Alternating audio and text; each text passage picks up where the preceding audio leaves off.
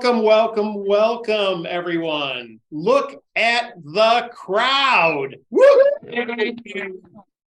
It's the 21st of November, and you can see we are in our new section here at the club, and we got lots of room. So for those of you who are Zooming and in town would like to come in, you can join us. We'll still be doing hybrid, so no worries there. To start, why don't we've got a number to show here. Arlene, you've got one to share. Why don't you tell us about it and then share it with us, please? Oh, I'm working on a much larger, longer version, but this is just a little tease. So it's 1 minute and I'll show it now.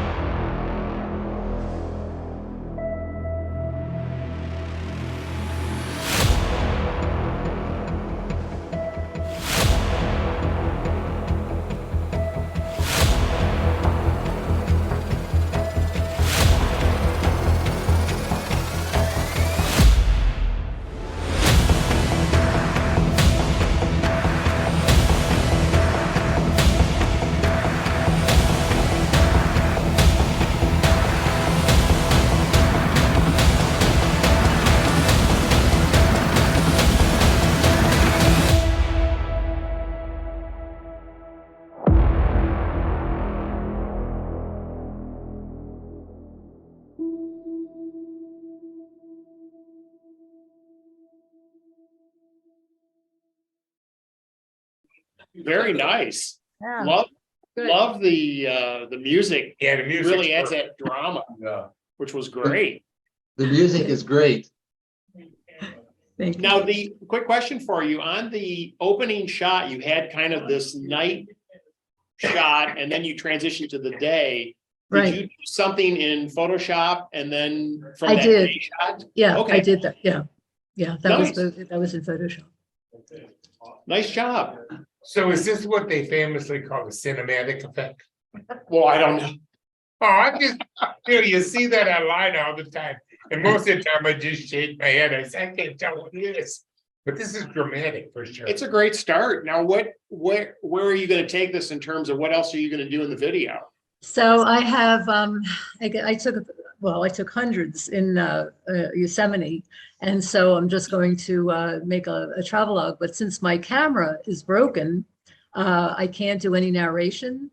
And so until I either get a new one or Jimmy fixes the old one, I'm stuck. So I want to do, like I said, I have a narration written.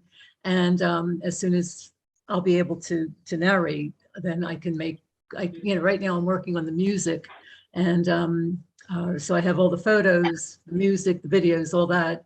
It's just the narration, but again, it's waiting for my camera to be fixed. I don't understand why the camera has anything to do with your, because I don't know.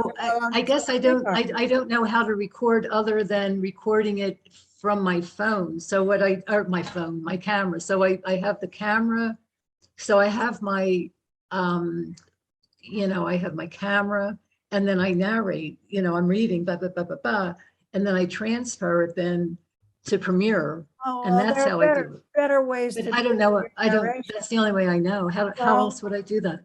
Yeah, try out your cell phone. Even it has probably a good voice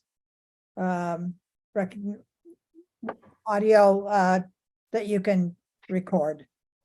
Doesn't my Premiere phone. have a way where you can just plug the mic in and do your narration on You the have to have a mic. You have to have a mic. Oh, okay. Yes.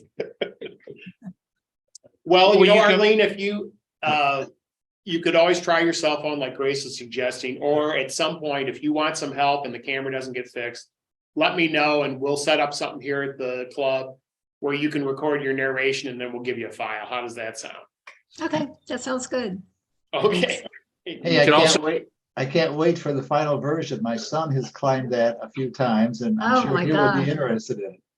Wow. I get dizzy looking at You it. you can also buy a microphone with the money you save by repairing your own camera. It's true. $15 at Amazon, you get plug in USB. That's not a bad idea Good either. enough for voice.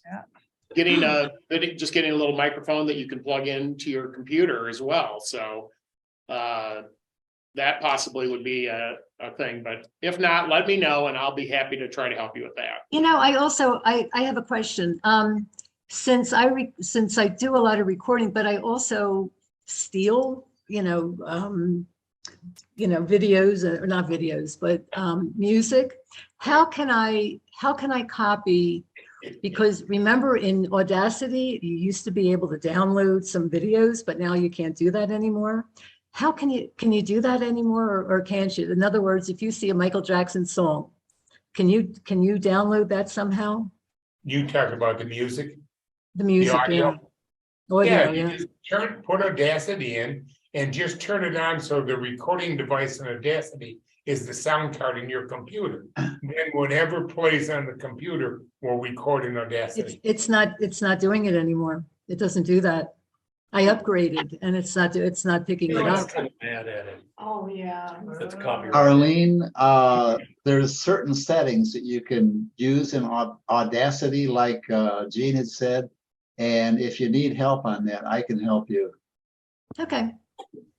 But that Okay, sounds great, like thanks. copyright issues to me. Yeah, but since since Jimmy and I travel for 6 hours, he doesn't want to listen to my show tunes for 6 hours. So he wants me to. Why? Cough up for Sirius XM. Oh yeah. Okay. Well. $10 Right. a month. Yeah. Okay. Then you get anything you want to listen to. Isn't there a program where you can type out the narration and Oh, yes. a voice? That would be I don't. Basically, it's called text to speech. Okay, and that would be a way to see her voice. It's a very pleasant voice. Arlene, Microsoft has replaced its video editor in Windows 11 with an editor called Clipchamp, Clipchamp, and it has an excellent text to voice section in it, where, as these people are saying, you can type it in, and if it sounds too robotic, you can alter it. There are all kinds of sliders, and you can mess with it, and it's a pretty good way of getting around doing your own physical narration. Okay. Great. All right. Thanks. Okay, Gene he showed us a video a couple weeks ago on the off week, and this was a place in Michigan called Idlewild, and he took some suggestions that the group had made, and he's made some changes to it. Why don't you tell them a little bit about it while I'm getting the video ready? Okay, well, the first suggestion was what I just mentioned. They said the voice I used, the AI, sounded too robotic. Well, then I found out that I could go in and change these little sliders and make it sound a lot more normal. So I did that. And there were places where there was text on the screen and it was too difficult to read. So we added a narration in place of the text. Okay, great. And then still use the other voice? Yep. All right, well, let's check that out and see what Gene. And now I'm not doing any more with it. I hate that. I've seen that video so many times. I hate it.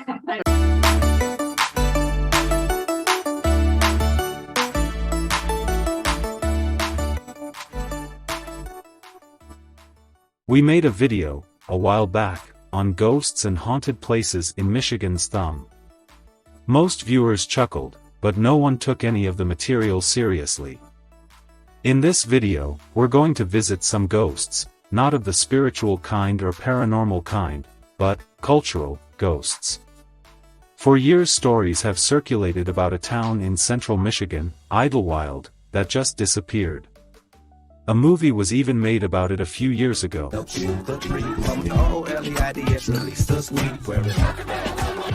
We called the place church, but it was anything but that. Join us as we explore Idlewild. Like Ebenezer Scrooge, we'll look at the ghosts of Idlewild's present, past, and possible future. A place with a resort like no other. A place where people could be equal. Now, it's a ghost town. Mostly. This is the story of the Black Eden. This is the story of Idlewild, Michigan.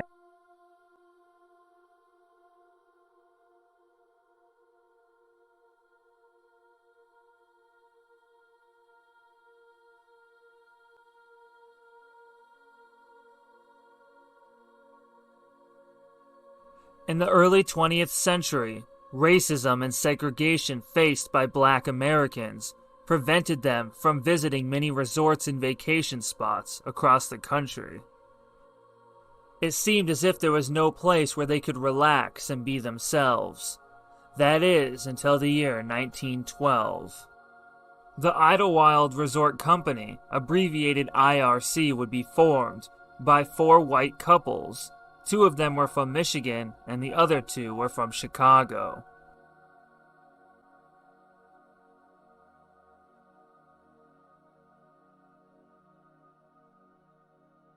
By 1915, the IRC had purchased over 2,700 acres. They would begin bringing prospective buyers for the land from Chicago, Detroit, and Cleveland. Dr. Daniel Hale Williams, the first man to successfully perform open-heart surgery in America, would be the very first person to buy land in Idlewild. Soon, many other members of the Black community would follow. Even the founder of the National Association for Advancement of Colored People, also known as the NAACP, E.B. Du Bois, would purchase land in Idlewild.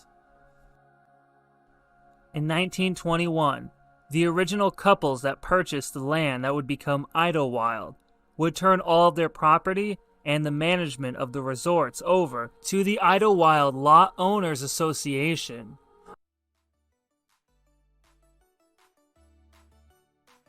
Started in 1912, Idlewild was known as the Black Eden. A resort town for African Americans, during the years of Jim Crow's segregation laws, it became wildly popular. Visitors came from all over to see the spectacular range of entertainers, or for a relaxing stay at the beach.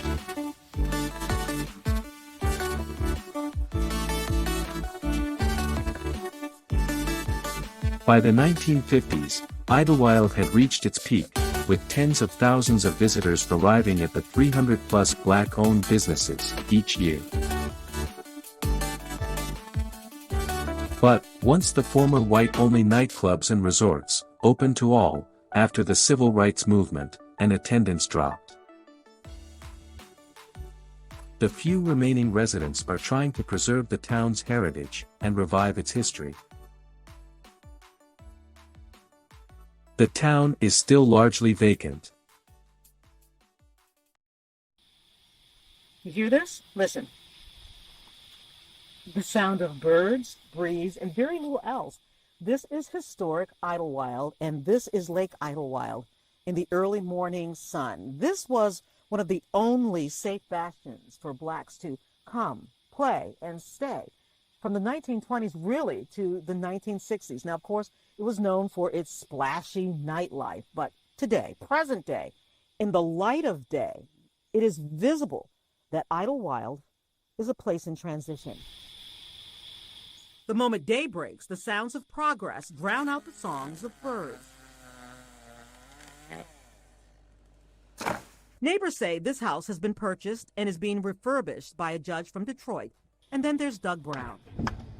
Now able to work remotely, sold his home in Florida to live in Idlewild permanently. He's the 4th generation to own property here. His children are the 5th generation. So for me, there's a place in my heart that I don't know how to describe. There's a feeling that I get when I come to Idlewild that I don't get anywhere. As locals from Yates Township come to enjoy the only public beach in the area, Right in there. Past this corner here. Locals who for generations have been stewards of Idlewild proper, this longitude and latitude, once called Black Eden, plan its what's next. That's the problem. But without a strategic plan or specific funded tourism efforts from the state, those tied to the community by heart and history are piecemealing a comeback, refurbishing historic landmarks like the Flamingo Club, once known for big music acts like Sarah Vaughan and Jackie Wilson, and beautiful showgirls. We're doing our part to put our best foot forward to show that we're putting our blood and sweat to it. Then hopefully we can get it backed up with grants to go in and fix the inside. But there's a new act in the wing, less focused on the flashy past and instead capitalizing on the secret sauce basics of Black families, building and strengthening community.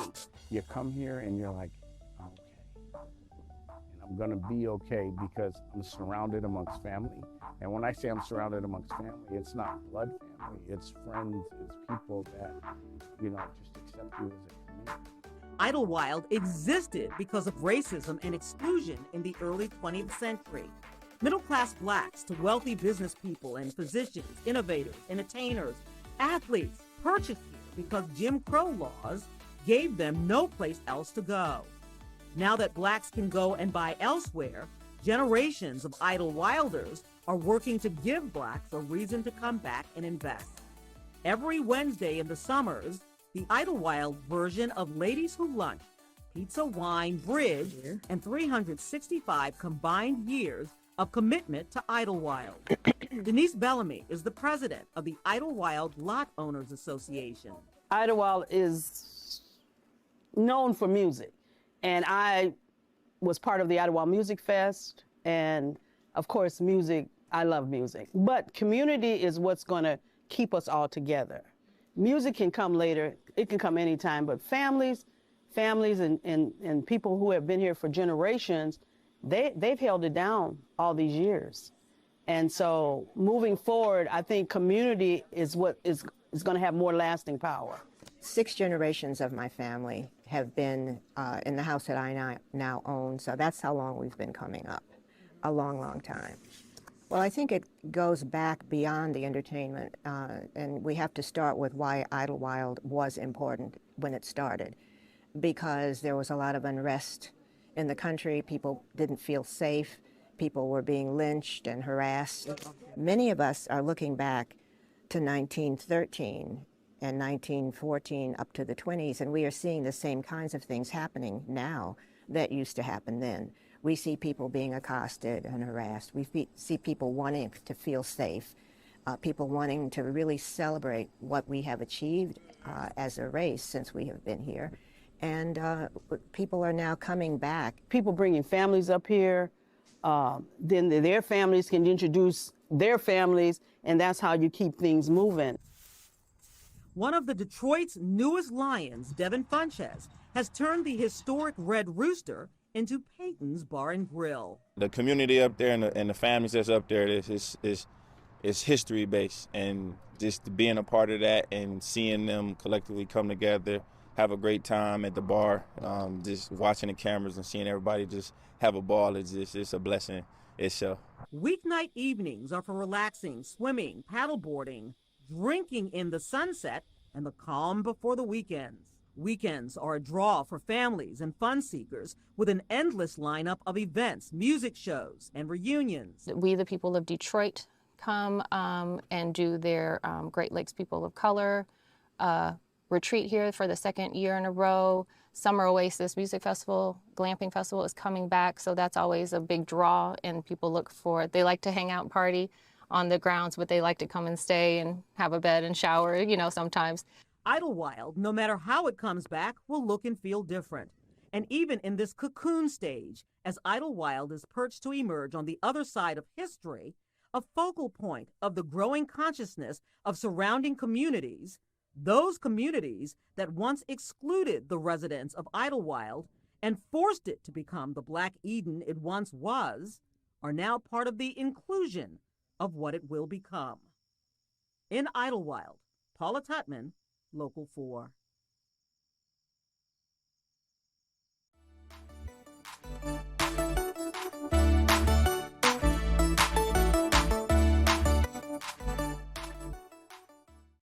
Hey, pirated all of that, so just so you know. Pirated all of that. We couldn't tell. No, I was gonna ask you if you got permission for the TV thing. actually, they don't care. It's one of their archives. So if they let it go to public domain a couple of years ago. Very good. Yeah, so they let that go. Okay. And the other one is off of YouTube and it was not copyrighted with the guy. The only trouble I had there was his lip sync was so bad. Yeah. That I had to phase him out and phase the houses in with the narration in the back. And it's a simple little thing. It took me 20 minutes to get that to work. Yeah. I Well, did. Gene, want- you had two problems. One, your audio levels were terrible.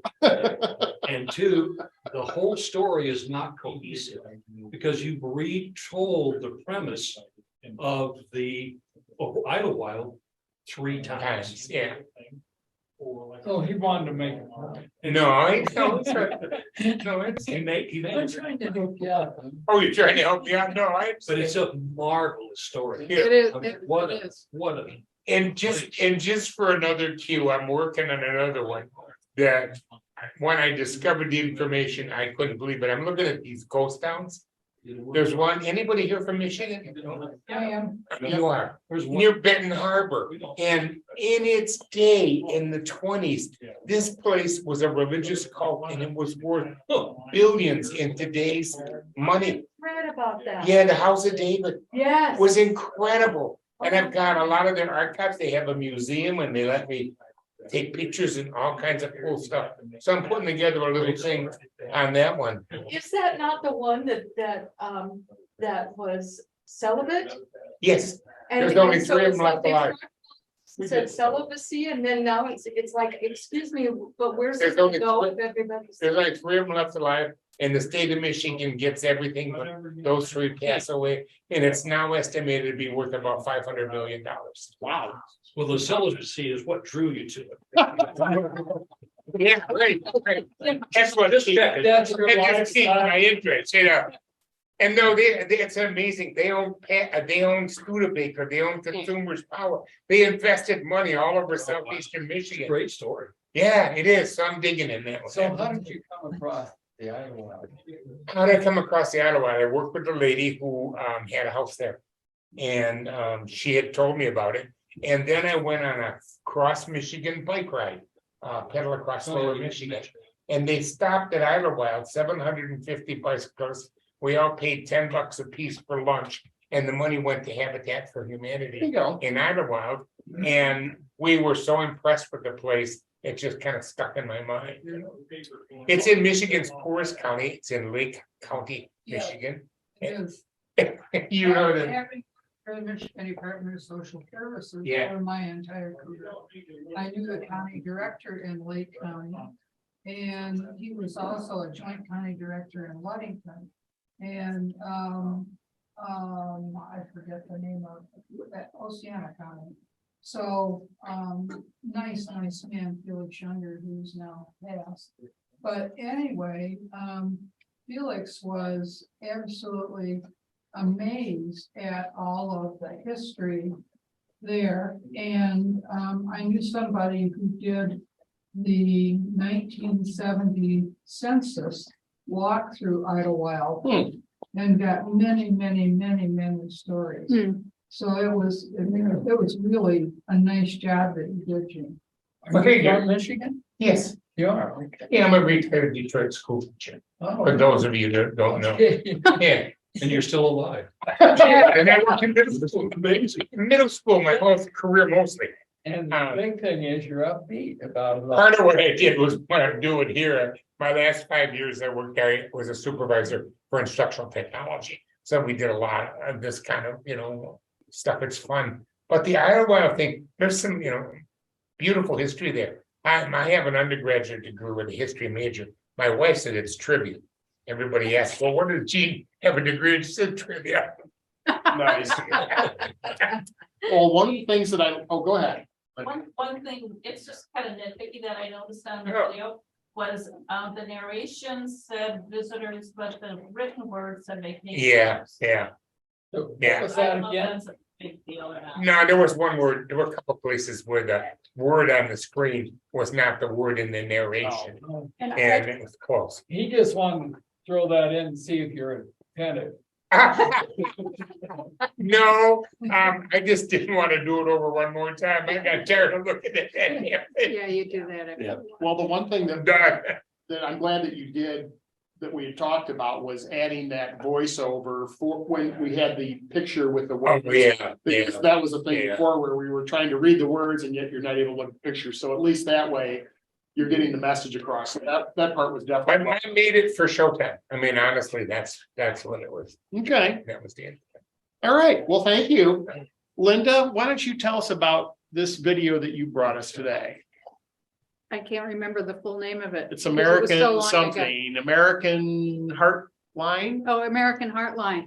This is a video I did, oh my God, forever ago. I happened to meet a woman in passing somewhere, and she was telling me about this project that she works with called American Heartline.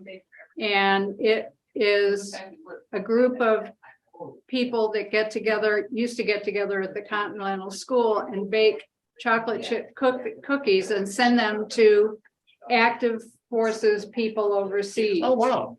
And so my slideshows are usually really simple, and this is a really simple, it's just meant to show the process.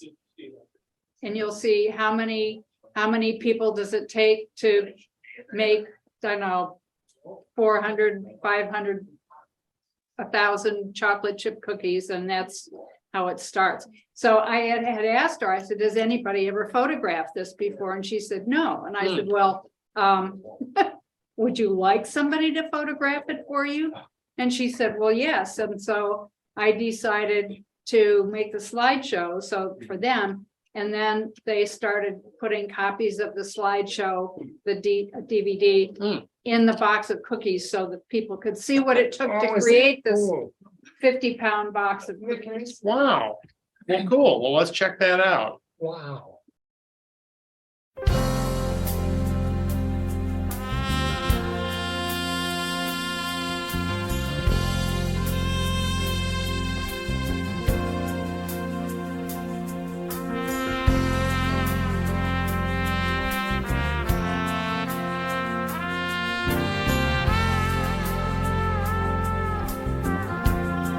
Ladies and gentlemen of the armed forces of the United States of America, and for all who have served our nation, and for all those who have laid down their lives for the sake of our country, we salute you.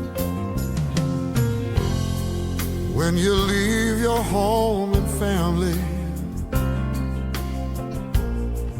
and you travel far away, and you stand to fight our nation's battle, because of you, our flag proudly waves. Though you see the pain and torment, deep inside your hope's alive. As Americans, we stand and salute you. We're proud to have you on our side. We appreciate all that you've done and the price that you paid for us and for our freedom. Hats off, America. You're the land of the free, all over the world. Hats off to you, dear soldier. You risk it all, so we'll stand tall. God bless the USA. God bless the USA.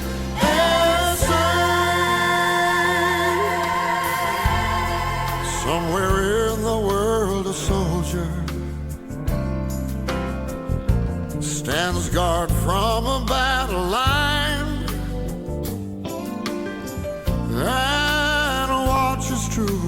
protect our nation. We're safe, our soldiers on the line. And as you stand on fields of battle, and you take our place at home, all America is standing there with you. You do not have to fight alone. We appreciate all that you've done and the price that you paid for us and for our freedom. Hats off, America. You're the land of the free. All over the world, hats off to you, dear soldier. You risk it all, so we'll stand tall. God bless the USA. Oh yes, God bless the USA. May the flag of freedom proudly wave for the land of the free and a home of the brave. Hats off, America. You're the land of the free. All over the world, hats off to you, dear soldier. You risk it all. America stands tall. God bless the USA. God bless the USA. Ooh, God bless the USA.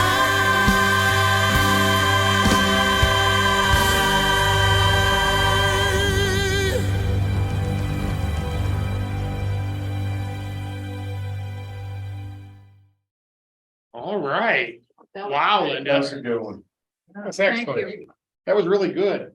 You know, the part that really got to me was when you did the kids' faces with the Yeah, letters. yeah. That really, Yeah. that part was really emotional in Yeah. terms of seeing that they were involved in that too. So that was really nice. I think the kid note. The notes that the Yeah. kids wrote, and it's particularly how they spelled special. Yeah. Oh, yeah. I know, it makes me laugh every time I It's see it. great. I haven't looked at this in a long time until just recently, so it made me smile in a lot of places. Sure. I think he enjoyed those notes from the kids Yeah. more than they would the cookies. Yeah. Showtime, Linda, showtime. Yeah. Yeah, it's gotta go to Okay. Showtime. Now, There's here's a only question. one little grammar error. The soldiers aren't in the boxes. There was something about the bags. It was just worded to the soldiers which are in the bags. It was just a I don't.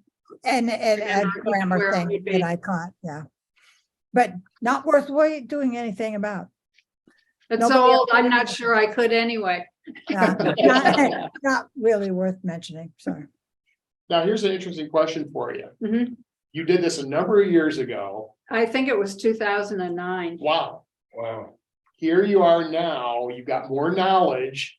When you look at that, is there anything that you would do differently in terms of some technique that you've learned now or a different way to present it, or you like it the way it is? Yeah, and you wouldn't probably change? not. Okay, I like to keep mine simple, sure. like the ones I do for Showtime, the scavenger hunts. The Right. idea is to show the photographs and not anything fancy that goes along with it. I like to keep it the focus on the photographs. Sure.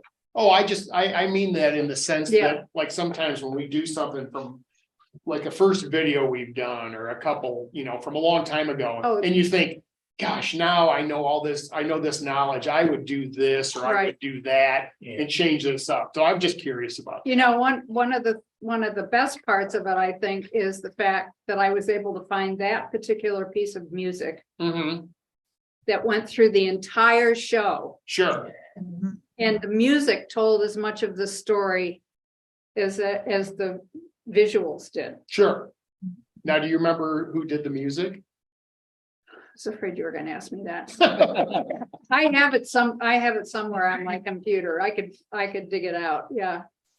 I was doing, the Camera Club years ago did Gene, you would probably remember when we photographed the World War II vets over at the American Legion. Yeah. And so I was the person, everybody had all kinds, it was just like this. Everybody had a different job.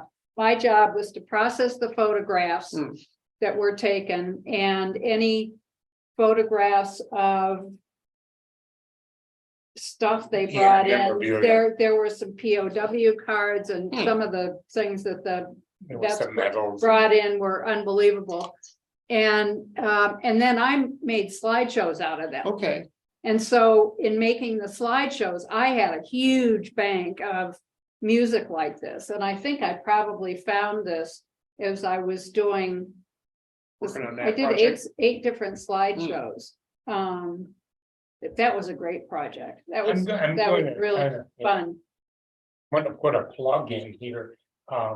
Community service. Yeah. It's a big deal for us. And you've heard me say the last 10 meetings, I don't want to be us rehoused in the basement at the new golf course. We need to be viable, and we need to be in the front of things.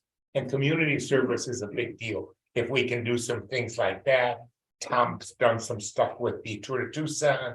Other people have done some things. Equine Voices, it's important for us as a club because it keeps us in the format.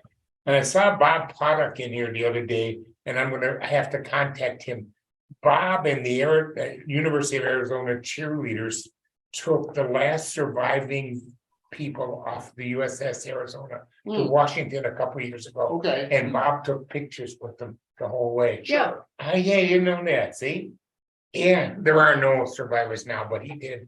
So somewhere in the Camera Club, we've done community service things like this before. As individuals. Yeah. I guess what I'm saying is, if you've done it, let us know. Sure. Let us know, just so we can push that publicity out. You bet. Well, thank you, Linda. That was great. Really Are they nice still job. doing that? I don't know. I'm sure they had to shut down. I think they had an arrangement was done on a Saturday when the kitchens weren't being used at the school. And they had an arrangement with the school. I don't know if it was able to continue with COVID and stuff.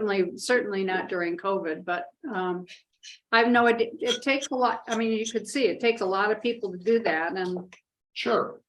Every couple of weeks. Yeah. Yeah. All right. Well, thank you. Lynn, why don't you tell us about your you got another ghost town video for us? It's the same ghost town, but you did some I tweaking? incorporated some of the changes that people suggested. Oh, good. All right. Like I think it was Grace who said that she doesn't know where the Black Hills are.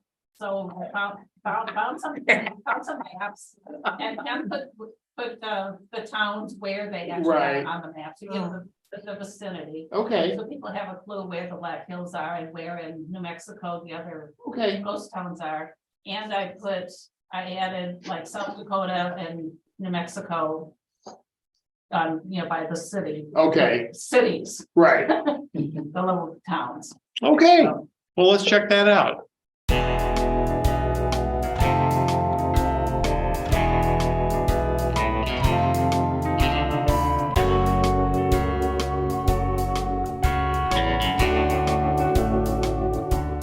In the 1880s, there were many mining camps all over the western United States. These mines produced gold, silver, lead, zinc, and many side products.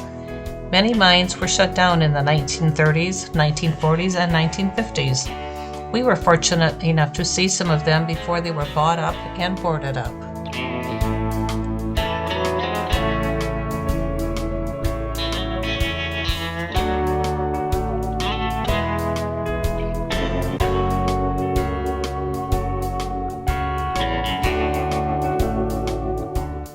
out and have long covered tracks to keep the snow off the track in the wintertime.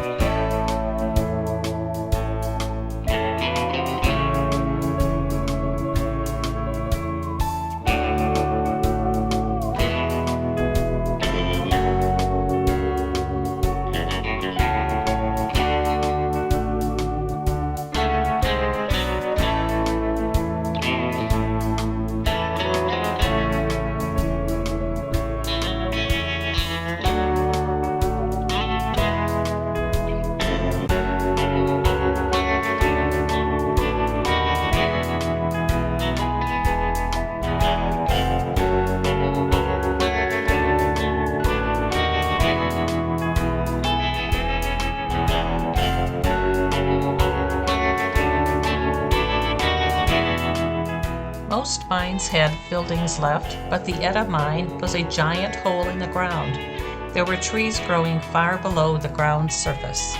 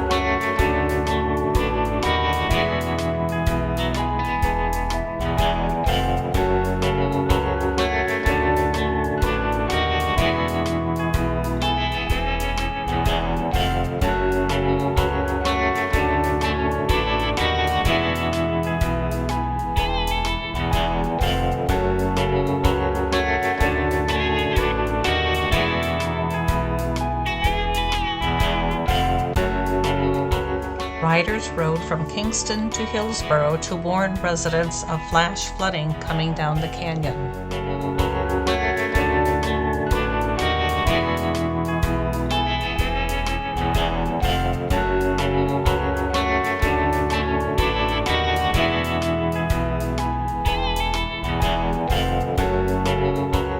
At Hillsborough, there stands the remains of the Sierra County Courthouse and Jail.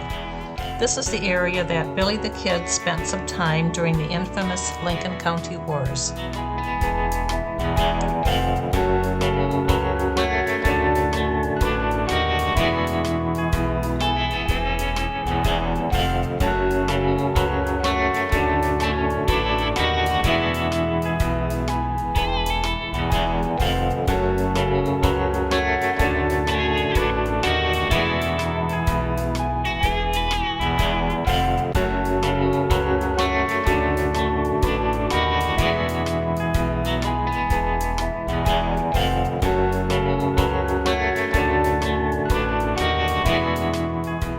Kingston, there's a headstone for Malin Corker and his pale bozo.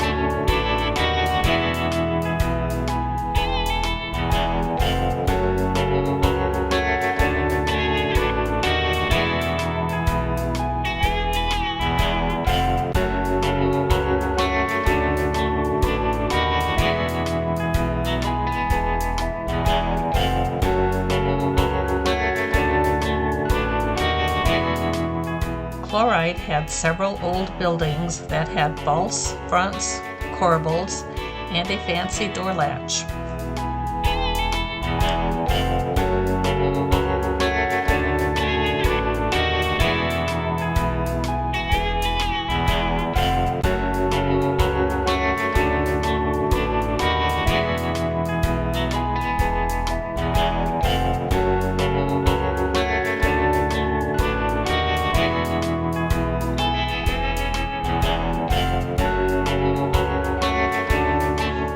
There was a tree in the middle of the road that was called the hanging tree. However, no one was ever hanged from the tree.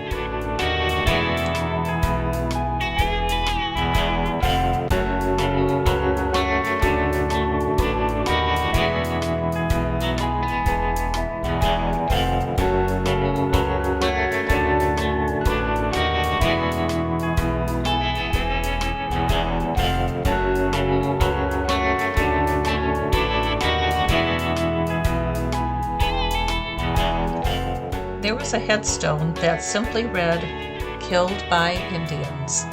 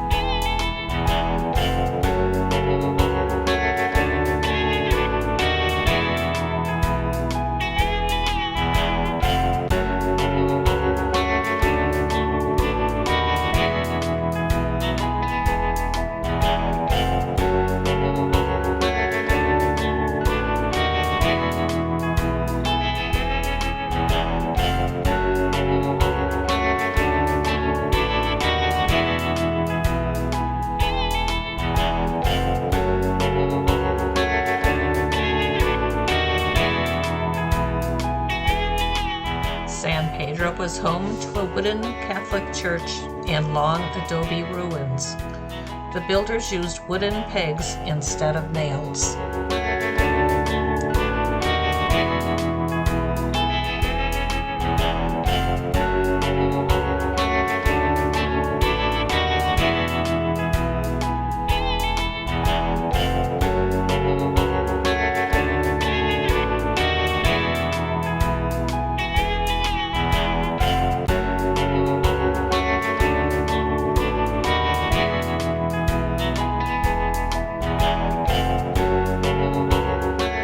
White Oaks was bypassed by the Santa Fe and the El Paso and Northeastern Railroads, but a few houses still remain, at least they did in the 1990s.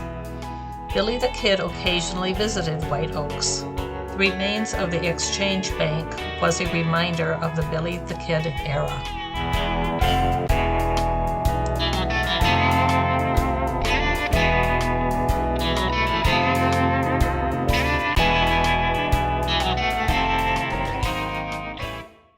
Okay. Then, Yes. two things.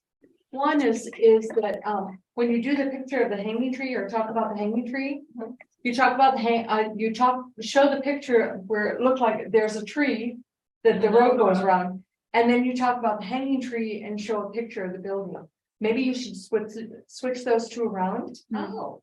So it looks like you're talking about the hanging tree is what you're looking at in the picture. It may not be the hanging tree, but at least it fits with the narration. And two, when you do the maps, especially when you were doing the Black Hills maps, you panned out. Yeah. Instead of panning out, maybe zoom in to the name and then fade out.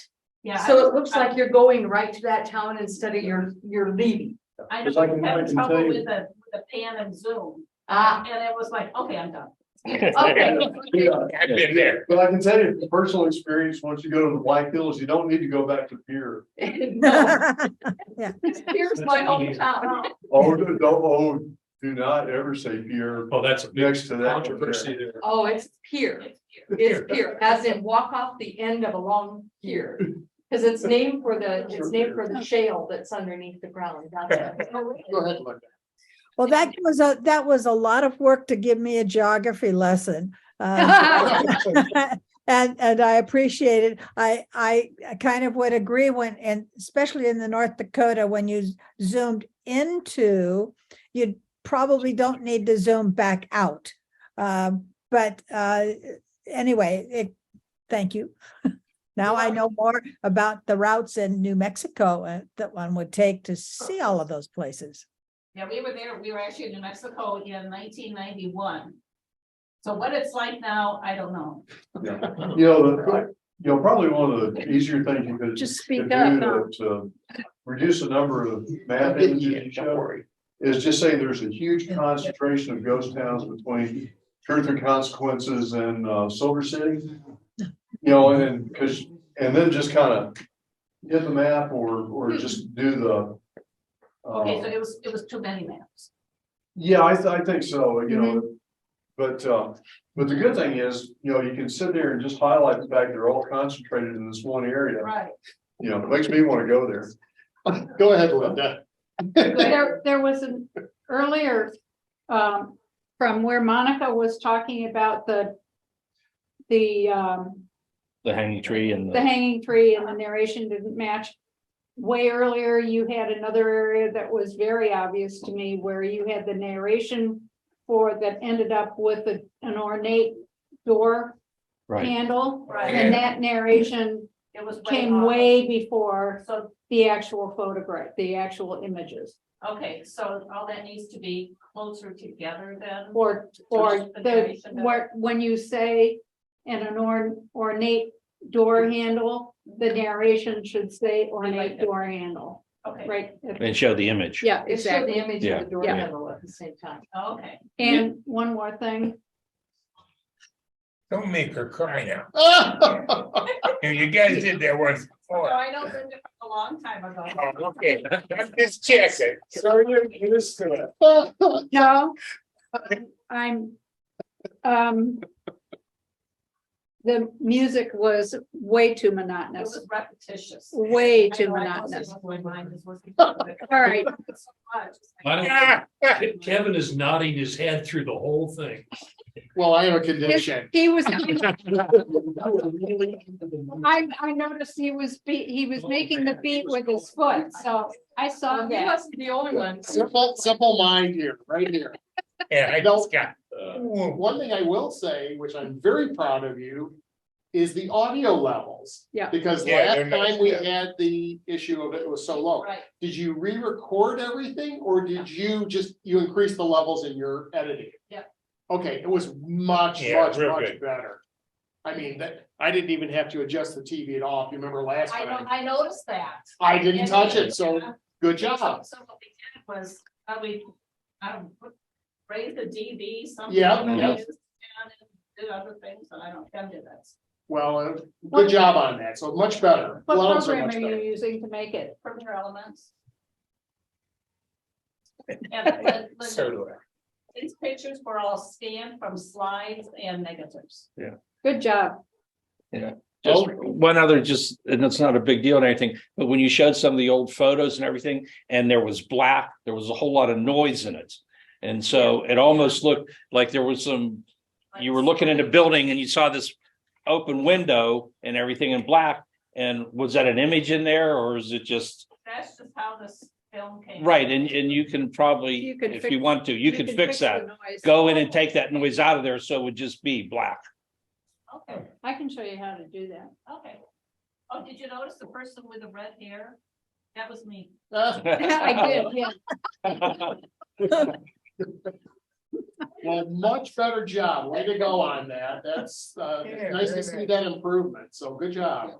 Tom, why don't you tell us about your, we got two more and I know we're up at the top of the hour, but Tom, why don't you tell us about the redone field trip video? Okay, I redid the field trip video based on the feedback I got from last week or week before. And yeah, just for everybody that's doing multimedia stuff, I need help. I'll be asking for it because so much of our imagery is from a 2006 video that we did. Another one's from about a 2017 maybe. 17, yeah. And so we want to get more current videos and everything. So you'll see me show doing little video snippets of people in the SIG getting together and doing things. So we have current imagery and everything. Because we're going to have a little teaser videos on our workshops and classes, on our public service efforts that we do. And so we got a lot of good stuff from Equine Voices, for example. Showtime travelogue and speaker series, exhibiting your work, going digital. There's a whole series that we're putting together along those lines. Some of them are more ready to go. Others are still B-roll. Oh, that's fine. And so, but this is one of the more closer to finished products I think that we've got. All right. And then I'll do a follow-up after. Let's take a look. You're a new Green Valley Recreation member and new to the Green Valley area. So where do you go if you're interested in digital photography? You need to make tracks to the Recreation Village at Santa Rita Springs, just off the I-19 frontage road. There you'll find the GVR Camera Club, located on the east side, second level of the Santa Rita Springs Recreation Center. Our club is one of the largest in the country. One of the most popular things the Camera Club offers to its members are the many field trips we conduct between October and April each year. Whether you're interested in the region's arts, crafts, and rich history, trips to the area's birding and nature hotspots, unique cultural festivals, and regional holidays, the really interesting folks and cool critters you meet along the way, and, of course, the Wild Wild West. Our field trips provide a fantastic opportunity for you to get out and hone your picture-taking skills, compare notes, and share photos with others on your trip. Learn about the area from our volunteer guides and have a ton of fun in the process. Field trips really make you hungry. Since many of our field trips end around lunchtime, we strive to take full advantage of the opportunity to try new foods and make new friends. By the way, it's perfectly okay to snap photos of your meal. Stop by the Camera Club in the Santa Rita Springs Recreation Center to learn about all the other fun and interesting things you can do as a Camera Club member. Come make friends and photographs.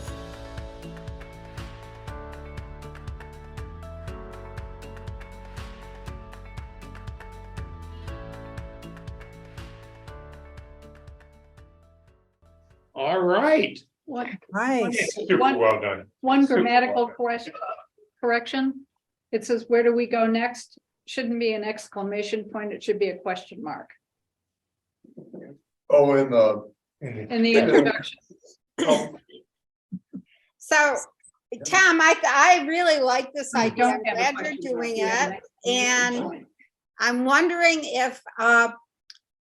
if you or or Linda, who does the birding field trips primarily, or someone or a couple of people from the field trip SIG would like to do an expanse of that for the January speaker series.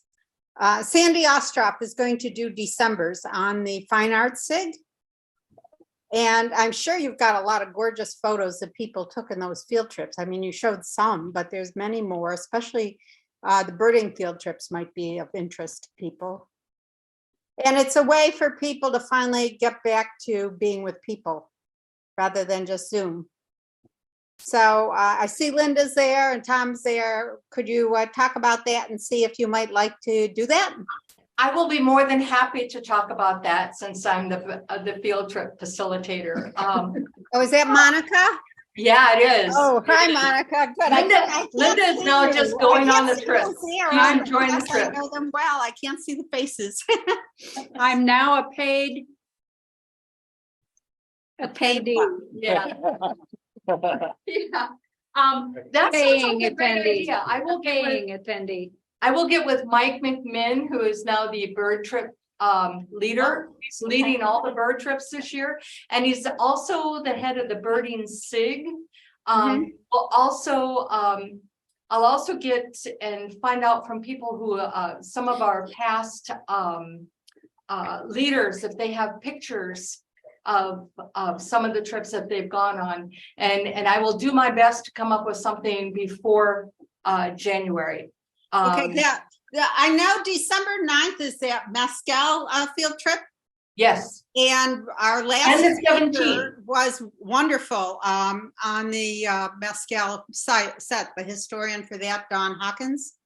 So the people who go on that might have some really neat photos and be willing to share them. We'll see. I'm going on that. Yeah, Linda's going, I'm going, Tom's going, there's a lot of people going. As a matter of fact, there's another birding trip to another trip to Mescal on December 17th that was just set up. Okay. Because we had so many people on the wait list. Yeah. So yeah, that's something that can be done, and I will be more than happy to grab a significant other and have him help me with it. All right, thanks, Monica. Oh, and one thing that's unusual on that January speaker series, it's going to be at 9 in the morning. 9 in the morning local time? Arizona time, yeah, not local time for me. Okay. What's the date on that? Oh, it's the third Thursday. I can look it up, but no problem. It's a Thursday. I'm good. Okay. By the way, it just dawned on me where you're talking about the exclamation mark versus the question mark on field trips. Where do we go next? That's in every monthly newsletter. That's where I got it. So, well, it's wrong. It's wrong. It's wrong. It's a question mark. I agree. Back to the short promotional video. I could see a series of those videos, and maybe once a month we send an e-blast out to all of our members with a link. Watch this, share it with your friends. Sure. And we can do that maybe like once a month, pump one of these little promotional videos out to everybody. Sure. I think that'd be a great idea. You know, and really the idea is to be able to hang these onto our website. Right. You know, people are kind of curious about what's this going digital thing about, and they can catch it there. Or have that as lead into the speaker series, Showtime and Travel. Use them as PSA commercials. Yeah, it's interesting because I thought I'm done with this, that one video you just saw, except that the board decided now's the time to do a name change. So the script and some of the other things are going to change up, but and that still has to go. That still has to go. It's probably going to be the GVR photographic. No, photography. Yeah, we say photography. It still had to go out to the members for a vote, but the boards decided to pursue that name change. So, of course, the good thing is I've got a woman that I can make happy for $10 a month. So all the narration and everything, that's part of that voice maker just another software. $10. So what the heck? Just another $10. Yeah, no big deal. Yeah, it's the cheapest date I've had. There you go. All right, I got one to share, and then we will wrap up this party for today. This is a little trip over to City of Rocks, which is in New Mexico. It's a state park, and basically it's all still photos that I took, and I've done selective color, one of my selective color ones. So you're going to see sometimes skies are gray, whatever. So each shot has just one color in it, and this will be This is my little party. So we'll close with this one today.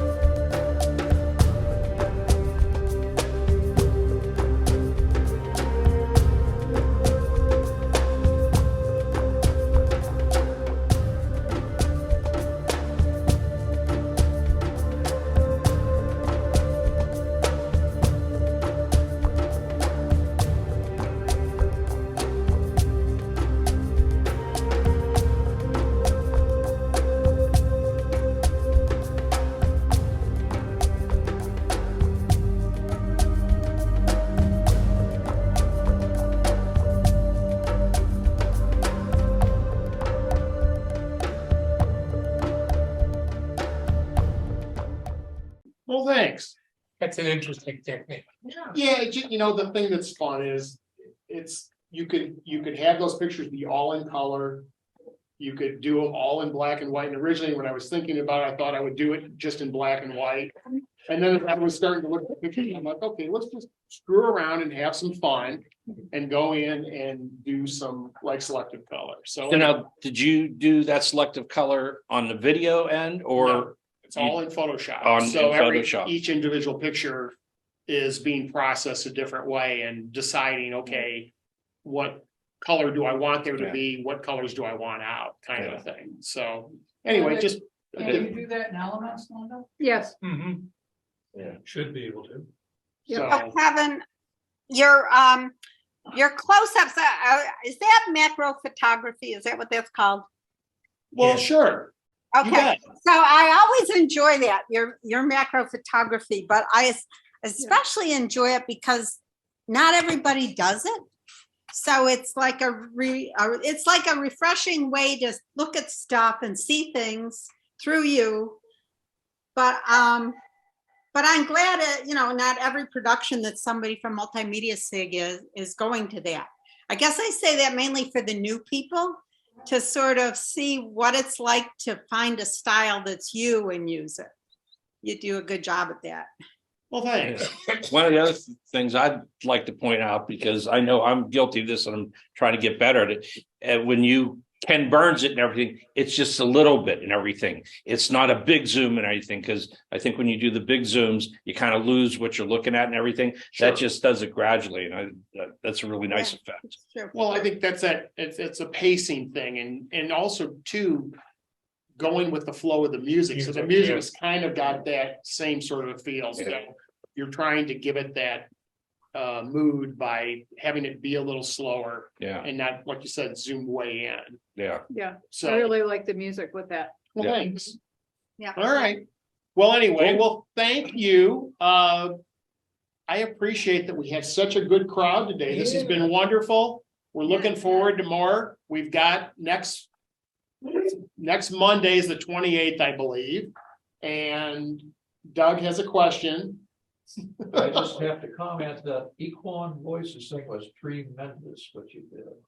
Well, thank you, but it wasn't me. It was this group, and that's one of our charity things that we Production was really. non-product or nonprofits, we like to Yes, say. nonprofit. Nonprofits, and we're gonna be doing more nonprofit stuff, and we're gonna get people involved.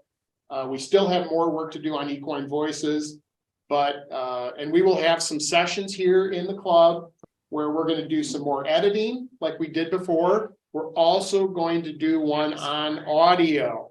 And, so anyway, we wanna just work on levels and stuff like that. So that's something that will be coming up. I don't know when, but, probably in the next month or so. So anyway. What would be really wonderful is once that one's done, if you're looking for another nonprofit, the White Elephant is like such a boon to Green Valley. I mean, all my friends who come visit, that's what they want to see and contribute to. And it would be neat to do one on the White Elephant. I would agree. We have lots of great nonprofits here. And I think part of it is there has to be somebody that is driving the project that has a passion for that nonprofit. That's the main thing. Without that, it's not going to happen. So anyway, we will all work on that. And that's something, especially while our snowbirds are here, that we will try to do more of these projects. So, all right. All right. Well, thank you, everybody. We will be back on the 28th next Monday. If you can join us in person, please do. Otherwise, we'll be on Zoom. I hope that everybody has a safe and wonderful Thanksgiving coming up this week. And we'll see you in another week. Happy All right. Thanksgiving. Bye, everybody. Happy Thanksgiving. Yeah.